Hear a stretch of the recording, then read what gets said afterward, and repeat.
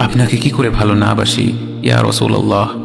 যখন আপনি আমাকে ভালোবেসেছেন সেই 1400 বছর আগে, যখন আপনি আমাকে মিস করতেন, আশা করতেন যেন আমার সাথে দেখা করতে পারেন, অথচ তখনও আমি জন্মই হইনি।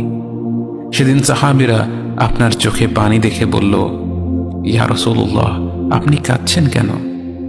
আপনি বললেন, আমার ভাইদের খুব দেখতে ইচ্ছা করছে। সাহাবীরা বললেন, আমরা কি আপনার ভাই নই ইয়া রাসূলুল্লাহ? আপনি বললেন, না, তোমরা আমার সাহাবী।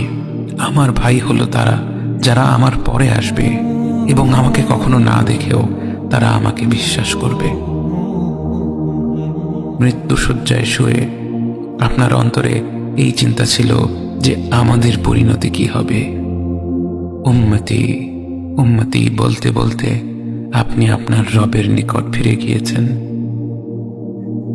আজ আমরা আপনার উম্মতের অংশ।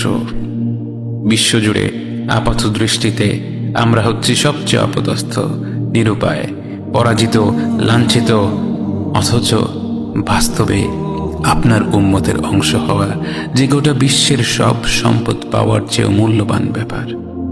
আজ আমার মনে যত আশা, যত আকাঙ্ক্ষা, যত স্বপ্ন, যত চাহিদা, সব কিছু পেয়ে গেলেও নিজেকে এতটা সৌভাগ্যবান মনে করতাম না যতটা মনে হয় আজ আপনার উম্মতের একজন হতে পেরে।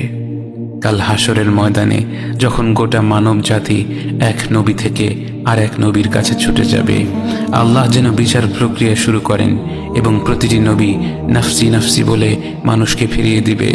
অবশেষে যখন সবাই আপনার সামনে হাজির হবে এবং আপনি গোটা মানব জাতির প্রতিনিধি হয়ে আল্লাহর সামনে সিজদা করবেন, সেদিন আপনার উম্মতের সদস্য হওয়ার পূর্ণাঙ্গ মর্যাদা প্রকাশ পাবে।